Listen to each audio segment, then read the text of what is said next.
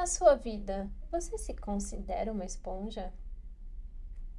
Vamos imaginar alguns exemplos, tá? Eu quero que você pense para a sua vida. Quando você vai num ambiente muito lotado, cheio de pessoas, você volta para casa geralmente se sentindo muito cansado? Ou vamos supor que você tem um amigo que está passando por um momento muito difícil e você vai e encontra com ele e ele desabafa com você e fala: Nossa, muito obrigada por ter me ouvido, agora eu tô me sentindo muito melhor. E você chega em casa cansado. Esses são alguns exemplos de situações que podem acontecer e que você se sinta uma esponja por causa disso. Vamos imaginar na nossa casa a nossa pia com louça para lavar e a nossa esponja na nossa mão. E a gente, na hora que tá lavando toda aquela sujeira, a esponja ela fica suja e limpa o prato.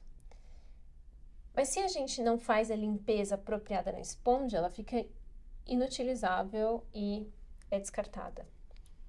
Qual que é a grande questão disso?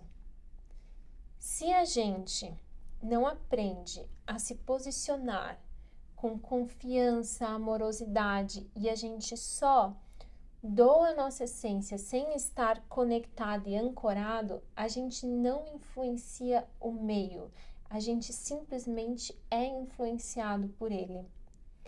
Por isso que é extremamente importante a gente estar sempre ancorado com essa energia universal e com a nossa essência, para que a gente pare de ser moldado pelo ambiente e passe a influenciar o todo.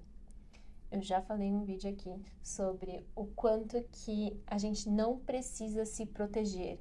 A questão não é se proteger e falar, você fica com essa energia aí e eu não quero isso para mim. Porque nós somos todos um. A gente tá trocando a energia com as pessoas o tempo todo. Qual que é o grande segredo e a grande virada de chave? É a gente se conectar com essa fonte universal e doar. Nós estamos aqui a serviço, somos doadores dessa energia, mas não a partir de uma energia limitada, que é só nossa, a partir dessa conexão com o todo, onde a gente simplesmente possa compartilhar. Esse é o nosso propósito aqui, tá compartilhando, tá? E não simplesmente estar separado, o que não existe, a gente não tá separado, a gente tá tudo junto, cada um é uma célula desse grande corpo maior que é a Terra.